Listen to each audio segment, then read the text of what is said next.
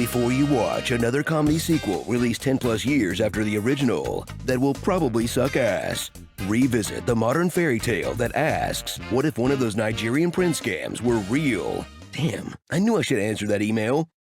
Coming to America. Get ready for a series of late 80s SNL sketches held together by the nuclear charisma of Eddie Murphy. When you think of garbage, think of Akeem.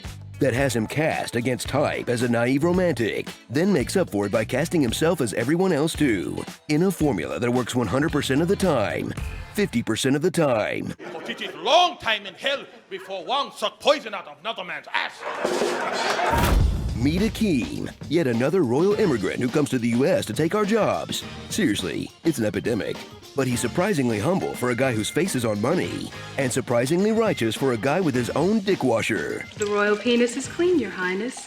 Making him one of the only spoiled rich kids to turn out pretty cool. Not even the director could manage that. So congratulations to whichever kind-hearted nanny raised Akeem, because it was definitely not his parents.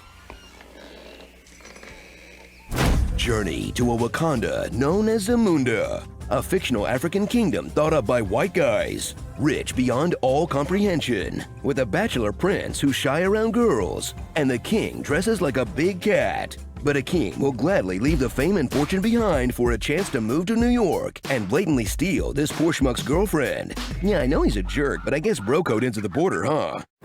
Along for the ride to the Big Apple is Semi, his valet? Personal trainer? Human toy?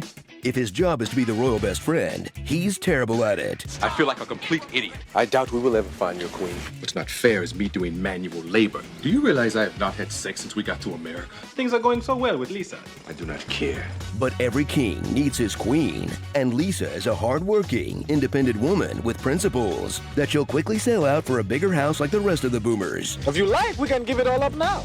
Nah.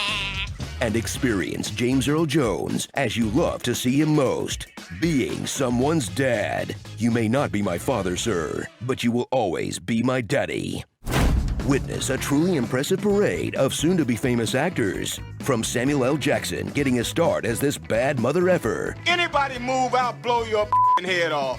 To Cuba Gooding Jr. as boy getting haircut, to a young Paula Abdul choreographing the dance scenes. Even the royal penis lady got work. If Eddie and Arsenio played fewer parts, we could have had Don Cheadle in our lives a whole decade sooner.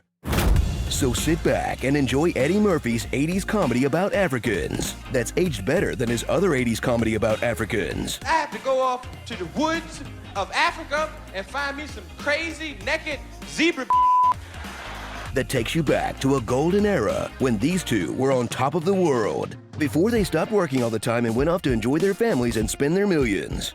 Wait, celebrities are allowed to do that? Will somebody please tell Bruce Willis? We didn't know whether to burn it or put it in a museum. I'm sure they said the same thing about me.